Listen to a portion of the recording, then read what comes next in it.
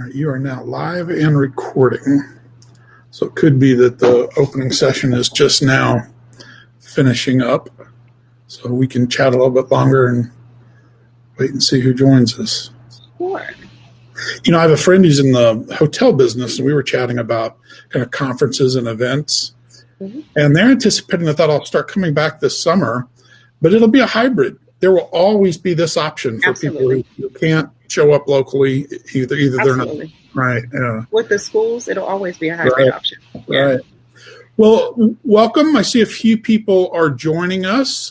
I'm Scott Hutcheson. I'm the host of this panel as well as one of the panelists. So I see there are four of us in the room: Frank, Charlie, Jamal, and Tom. Let's wait another minute or so. A few other people are popping up. So welcome, everybody. And Monty, man of the hour, has joined us. Awesome. Monty. Several people now logging on. We'll wait one more minute.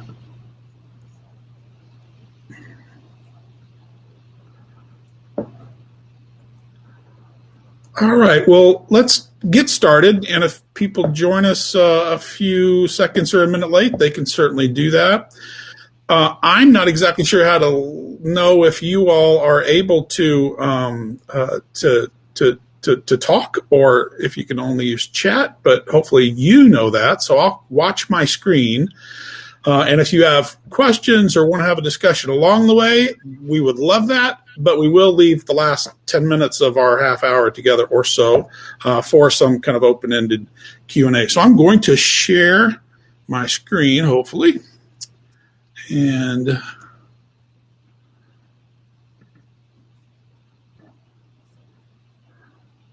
all right, share screen failed. That's not good news. Let's try that again.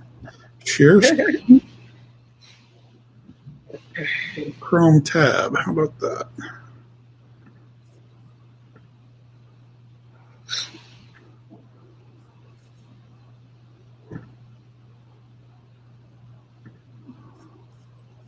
All right. Are you still seeing me, or are you seeing my?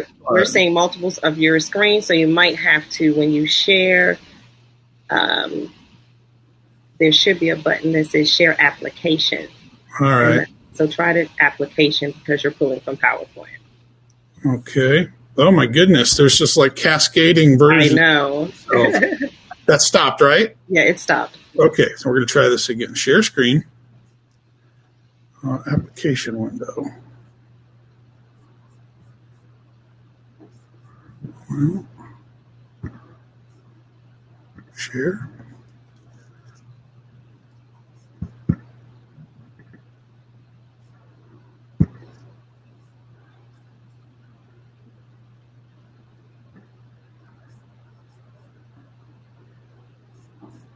Are you seeing my PowerPoint slides now? Not quite yet. It may take a moment to populate to the main canvas.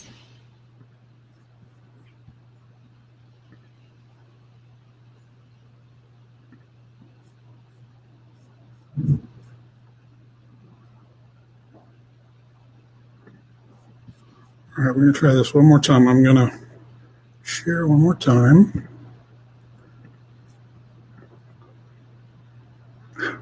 Whenever I share the thing I would need to share, it says it's a fail.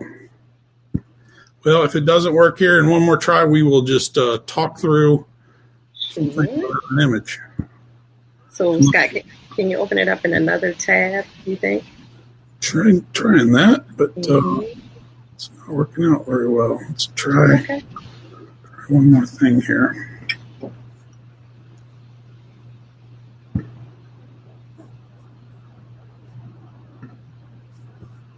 All right, share screen, Chrome tab.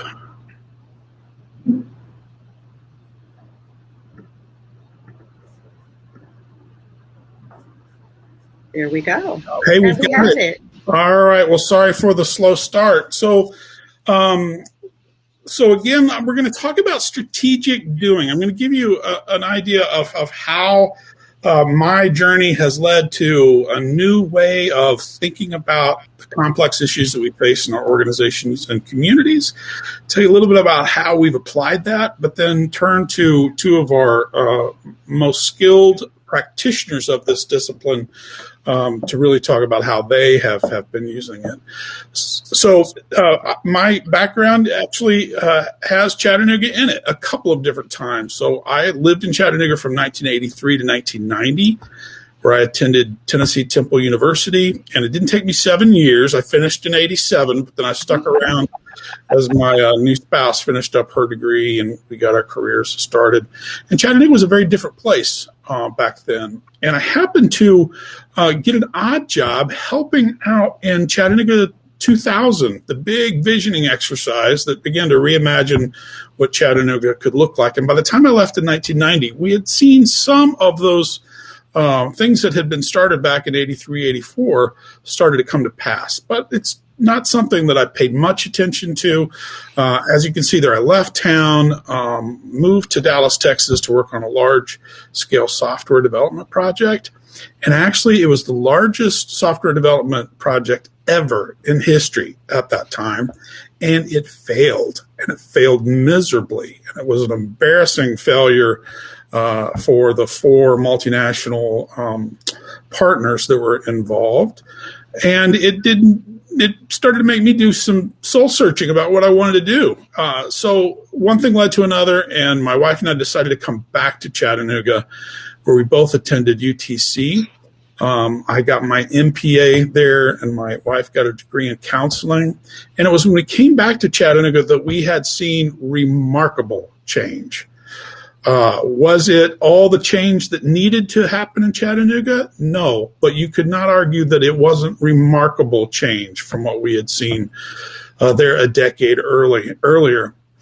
And those two experiences of seeing Chattanooga change and seeing a failure in a strategic effort in the corporate world really got me interested in how complex work gets done in organizations and communities. So that sent us to Purdue University, where I both started a career and started working part-time on a PhD. And for the last 20 years, I've been both teaching and working at Purdue in communities and in organizations. So some of the questions that arose in my mind that kind of took me to my area of study and impacted my career choices were these.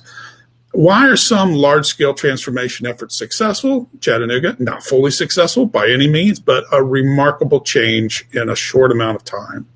And others looked at that Chattanooga story and saw it as a miracle that most communities couldn't pull off, especially the environmental cleanup. It was really remarkable, from the dirtiest city in America to, you guys probably remember the headlines, Outdoor Living said it was the best place to have an outdoor sort of lifestyle. So how are some large-scale transformation efforts successful? Why are others not? And then I looked for other people who were interested in these kinds of questions, and that led me to one of the most serendipitous relationships I've had in my professional life, to Ed Morrison. And Ed had begun developing the concept of strategic doing. I had the good fortune to bring Ed to Purdue, and together we figured out how do we practice it with some consistency, and then how do we teach others how to do it? So for the last few years, that's what we've been doing. We've both been practicing strategic doing and helping others learn to practice it as well. So what is it? In a nutshell, it's the strategic doing. Enables people to form action-oriented collaborations. Monty talked about getting stuff done, doing more than talking. How do we do that quickly? Move toward measurable objectives, measurable outcomes, and to make adjustments along the way, because we know we're going to have to experiment and be very, very iterative. So one of the things that led us to try to do something different were reasons like this. Strategic planning was an old-fashioned means of trying to do strategic transformation that wasn't working very well, where you would spend lots of time gathering data, lots of time planning, and most research says only about 30% of the time do you ever even get into execution, because 70% of strategic plans fail. And it's a protocol protocol designed specifically for hierarchical organizations where all the strategic thinking is done at the top and most of the strategic or the doing is expected to be done at the bottom.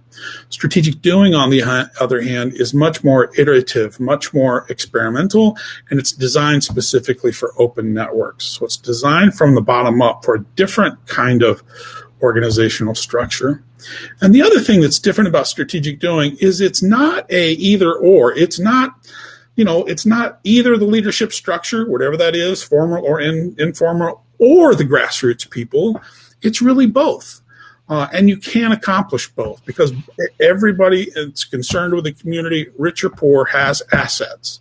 And how can we treat those assets with equity of voice, recognize that nobody's assets are any better than anybody else's, but transformation will come in the form of surfacing all those assets and linking and leveraging them together in new and exciting ways.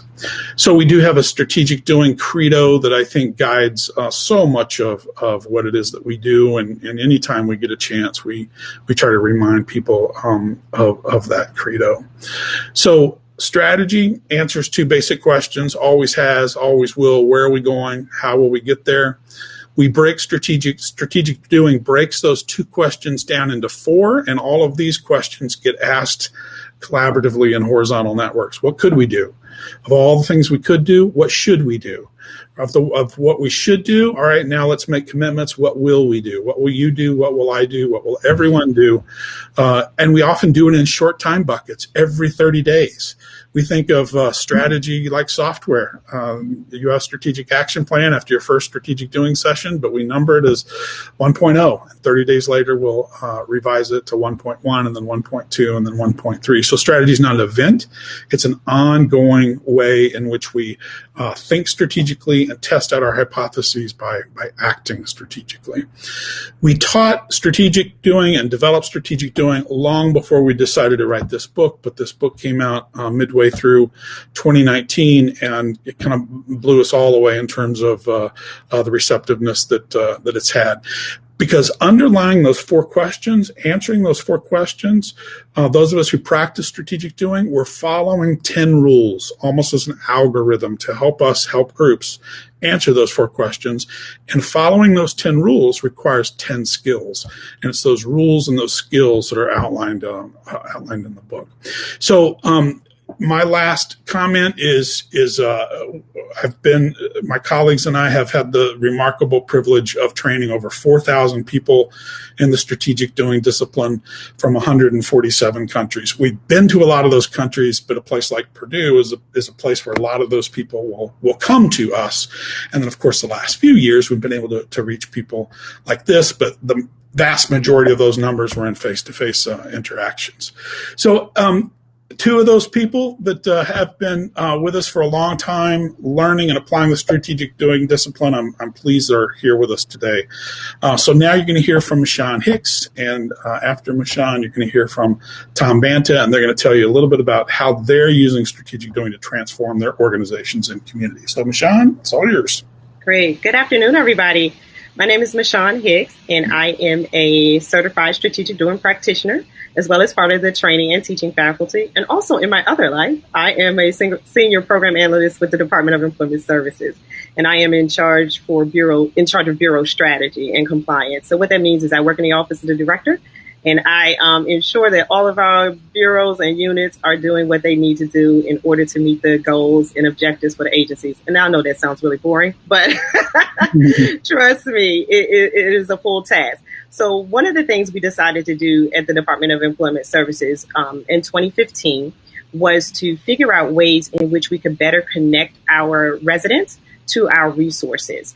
Our whole goal in the agency is to be able to put people to work, to match them to training opportunities, and to help employers be able to access our requirements that are the legal requirements that a state labor services agency has to adhere to. So the goal is twofold often. It's community outreach, business outreach. We have to work with city council, our legal requirements, the mayor's office. So there are a number of shareholders in the process. So as in any government organization, We have to think about all of those constituency groups. So strategic doing was a natural fit for us because it gave us an opportunity to not wait for permission and a piece of legislation to allow us to do something, but we could get on the ground and start the doing part of the process. So we had 3 applications that we used. What I love about strategic doing is the utility across sectors. So in the government and the labor services, we look at sectors, whether it's the IT sector, whether it's the manufacturing sector, we look at sectors, we tend to. But so we get in a sector thought of mind. What strategic doing does is bring everybody to the table, and each one of our unique sectors, gifts, or talents, or assets are equal. So it leveled the playing field for us. So we decided to use strategic doing in 3 different types of applications. We used many, but I'm going to highlight 3 for us today. The first one is what we did as an agency, is that we decided to use strategic doing to help us streamline our WIOA requirements. And WIOA is the Workforce Innovation Opportunity Act that was put forth during the Obama administration. So we as a state labor services agency had to figure out how to leverage WIOA dollars across the entire district. So that was a monumental task for us because normally what agencies do is they tend to go look at their line item budgets and figure out how to maximize their dollars independently as agencies. So we decided for the first time, let's bring all of the agencies in the district together who will have WIOA input and WIOA oversight. And let's talk about how we can leverage and streamline those dollars together, which is interesting because a lot of times people don't want to play in the sandbox with each other. So it was a great opportunity for us to use strategic doing to do just that. So we decided to come up with a way for us to have all of the departments in the district that had WIOA and social services, labor services. We brought all of them together. So we brought the leadership together of 17 agencies, and we introduced them to strategic doing. They came in the room. They were wild after a half-day session and said, we bless it, go for it. So we needed that opportunity to do that. So we did that. And from that, we came up with 5 dedicated work groups across the District of Columbia that worked on streamlining the WIOA process. And it was an amazing undertaking for us. So that's how we got introduced to strategic doing. From that application, we then brought it inside our agency and began to use it internally. So one of the first things we did was we trained the entire workforce in strategic doing at that time. And I think, Scott, at that time, it was one of the largest applications that we had in training. We trained over 700 people across 3 days in the discipline of strategic doing. And then those 700 persons in the agency were able to go back into their own units and start dedicated work teams specific to business cases and business uses that they have been struggling with. So, for instance, a good example would be job developers. We have job coaches and job developers whose primary function are to go out and connect employers and look at job opportunities, bring them in-house, and then do hiring fairs for our residents to be able to connect to. Well, we had maybe 45 job coaches and developers in the building, and none of them ever talked to each other. So we convened a strategic doing session just for the job developers and the job coaches. And for the first time, they began to streamline their efforts and create a view-only database where they all poured into, which had never happened because they didn't share data. So they entered into a data sharing agreement. They started sharing the data, but that was a pilot project that came out of strategic doing, which was major for us because, again, those entities had never, ever really talked and shared information across their teams. So for the first time, they were now sharing information. And when we presented an opportunity to an employer, all 10 of us weren't coming at the same time. We had one unified effort, which really reduced our footprint in the business community. So it was great. It was a great opportunity for us there. A second opportunity we did was one that I'm super excited about, which was adjusting the programming for our youth residents. So we have a young population, 22 to 24, which we consider have challenges and barriers because they have not completed the GED or the high school credential. So we have programming already in place for them. So what the strategic doing team did is that we came in and said, hey, one of the things that young people struggle with is identifying their unique gifts and assets. So they don't see that their talents can be an asset, their interests can be an asset. So let us come in and help you where you already have them in workforce training, where you already have them in career goal attainment. Let us come in and help them connect to their unique gifts and assets. So we use strategic doing to help the young people in that particular cohort to identify their goal attainment. And then we put them in their areas of interest. So for instance, the young people who were dedicated to music, let's say they liked music and they wanted to work in the music industry. So that became a strategic doing team of, let's say, 8 of young people who were interested in that area. And they began to connect their unique gifts, interests, and talents to an asset. And once we helped them identify it as an asset, then they were able to take the next step and say, hey, now it's an asset. What do I need to do to attain a credential in this area?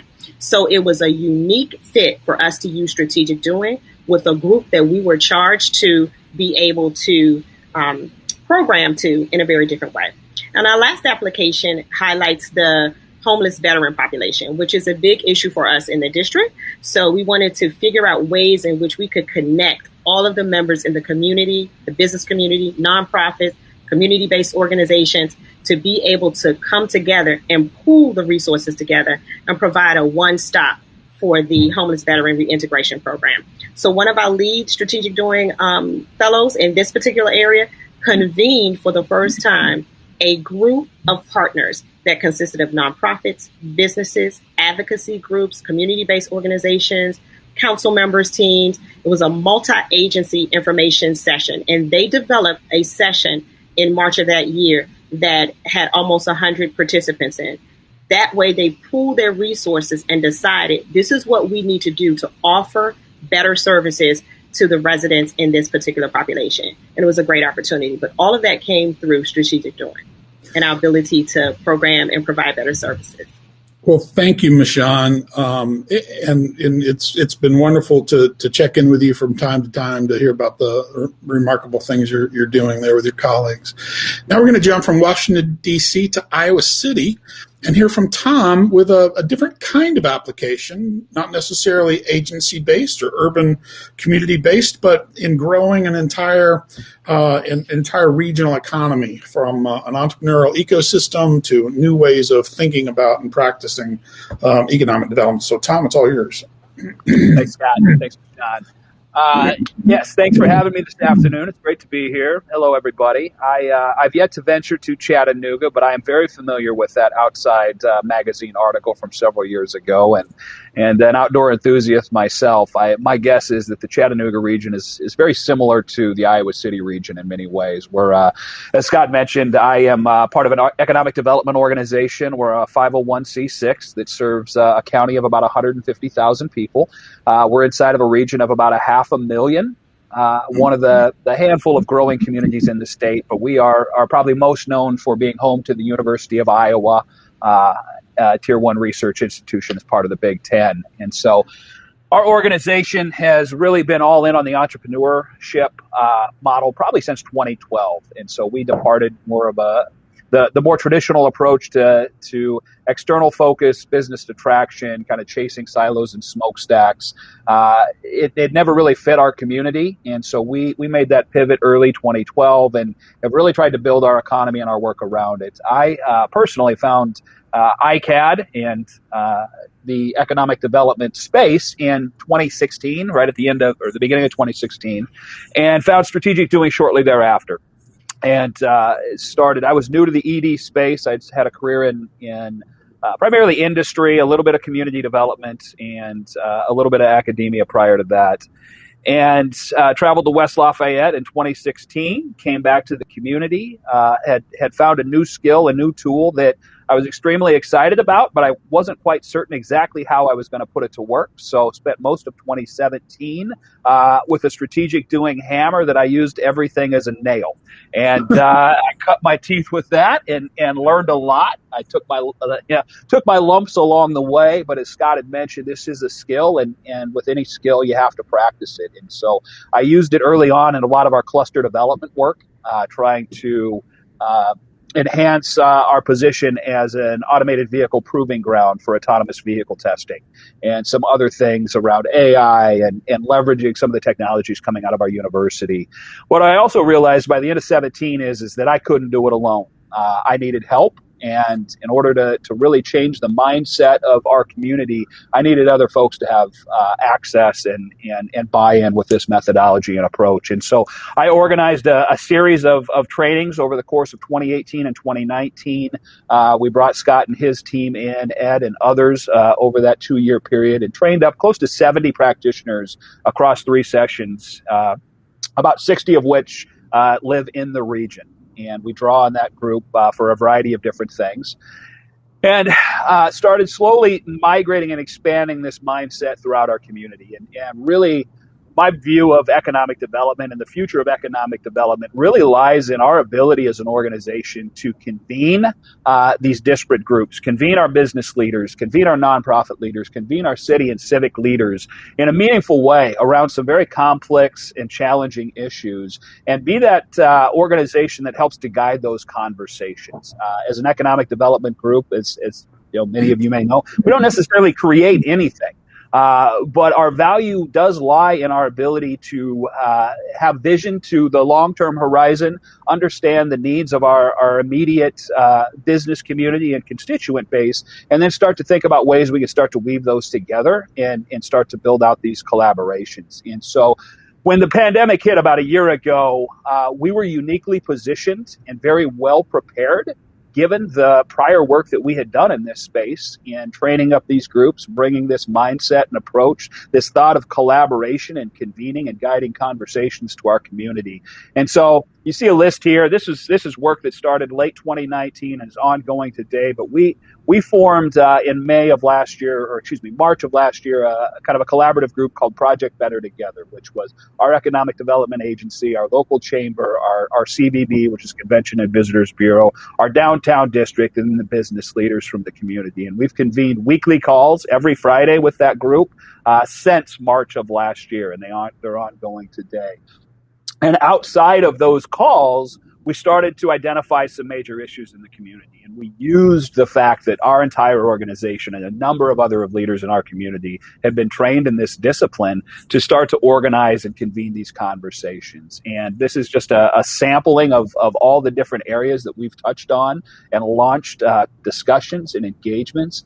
And what's happened is we have really elevated the position and the voice of all of these different groups, be it our business community, our nonprofit, our agency sectors, the folks servicing the needs of our affordable housing to food systems, to affordable childcare. All of these wicked problems exist in our community, probably just like they do in yours. And we've started through this methodology to chip away, have some meaningful conversations, and start to move towards, as a collective group, ways that we can look internally and focus on the doable and leverage the relationships, the assets, and the resources that we have in our own backyard to really design what that future is that we want to see. And so it's as I share locally, this is grinders work.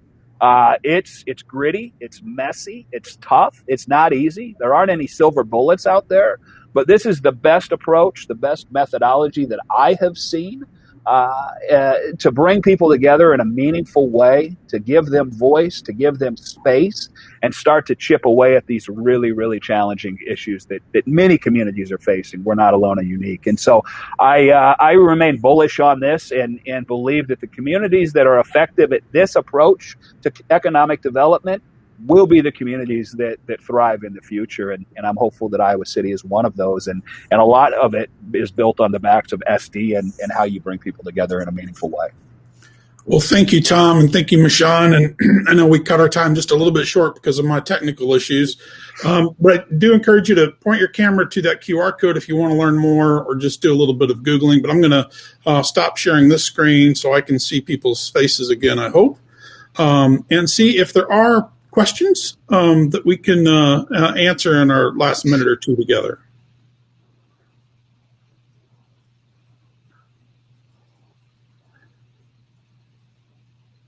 I'm not seeing any questions. Oh, here's one in chat. You don't have a hard stop. So Monty says we can take a little bit of extra time. So I do have the chat window up in case anyone wants to ask any questions or make any comments on chat. As we see if there are additional questions, a couple of things to tie together Michon and Tom's remarks. One of the things that I think you'll find is that in both instances, you can go from a pipeline of programs to a platform upon which others can collaborate. And you go from, when you're the organization hosting this or building this platform, you go from being the only ones doing to managing a network of doers. So even the amount of work that get done is exponentially greater than if it's just you and your staff, getting this work done. Monty, I see you popped on the screen. Yeah, can you hear me? Yep. Yeah. Good. Well, I've got a question. As someone who hopes to be leading the city of Chattanooga soon, we've got about 3,000 workers who work for the city. Plus, we have a whole host of public-private partnerships. I will only have 4 years in my term. So my question is, when we introduce strategic